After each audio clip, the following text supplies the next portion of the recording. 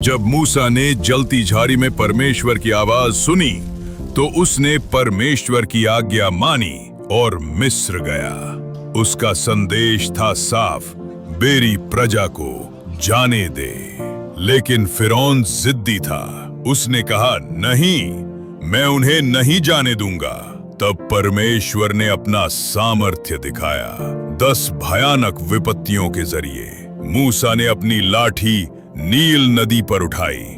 अचानक पानी खून में बदल गया, मछलियां मर गईं, नदी से दुर्गंध आने लगी और कोई पानी नहीं पी सका। फिरौन बोला, नहीं। परमेश्वर ने कहा, मेढक आएंगे, और मेढक हर जगह थे, बिस्तर में, थालियों में, पैरों पर। छोटे बड़े मेढक कूदते रहे। फिरौन घबरा गया। प्रार्थना करो, इन्हें हटाओ।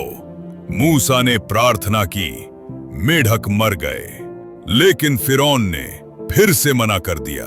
मूसा ने जमीन की धूल को मारा, वो धूल बन गई जूं, हर जगह, कपड़ों में, बालों में, जानवरों पर। फिरौन के जादूगर बोले, ये परमेश्वर की उंगली है। लेकिन फिरौन का दिल कठोर रहा। अब आई बड़ी बड़ी मक्खियां।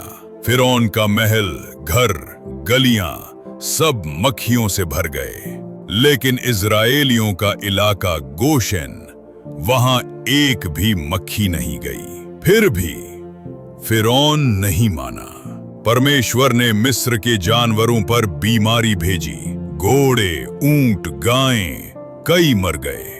लेकिन इजरायलियों के पशु सुरक्षित रहे। फिरौन ने परवाह नहीं की। मूसा ने राख को हवा में उछाला और जहां जहां वो राख गिरी, लोगों और जानवरों के शरीर पर फोड़े हो गए। फिरौन के जादूगर मूसा के सामने खड़े नहीं हो पाए। फिर भी फिरौन नहीं झुका। मूसा ने चेतावनी दी, यदि न छोड़ा तो आकाश से विनाश आएगा। फिर परमेश्वर ने ओलों की वर्षा की, बिजलियां चमकी, ओले खेतों, पेड़ों और मकानों को नष्ट कर गए, पर गोशेन में एक बूंद भी नहीं गिरी। फिरौन डर गया, लेकिन जल्दी भूल गया।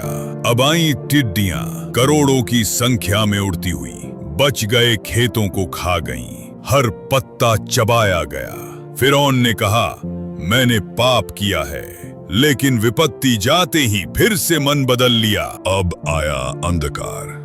3 दिन तक मिस्र में घना डरावना अंधकार छाया रहा।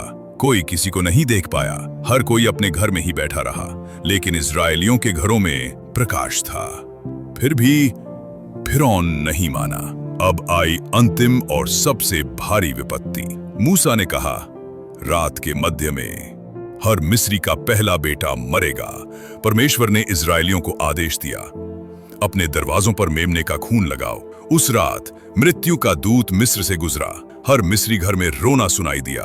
लेकिन जिनके दरवाजों पर खून था, वहां कोई नहीं मरा।